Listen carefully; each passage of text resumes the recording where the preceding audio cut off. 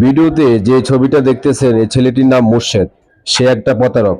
বিভিন্ন এলাকায় 6 মাস 1 বছর করে থাকে এবং এলাকা থেকে টাকা পয়সা নিয়ে উধাও হয়ে যায়। তার সাথে তার স্ত্রী জড়িত। ছেলেটির নাম মোর্শেদ। তার দেশের গ্রামের বাড়ি নোয়াখালী। গাজীপুর জেলার শ্রীপুর উপজেলার বাংনাহাটি এলাকার বিজিভেট ফ্যাক্টরির সামনে তার একটা মুদির দোকান ছিল। এরকম ভাবে প্রতারণা করে গ্রামের বিভিন্ন মানুষের কাছ থেকে এবং বিভিন্ন এনজিও থেকে প্রায় 5 লক্ষ টাকা নিয়ে রাতের আধারে ঘরবাড়ি ছেড়ে পালিয়ে চলে গেছে এই প্রতারকটি। সে পূর্ব পরিকল্পনা করে দেশের বিভিন্ন স্থানে এরকম প্রতারণা করে থাকে।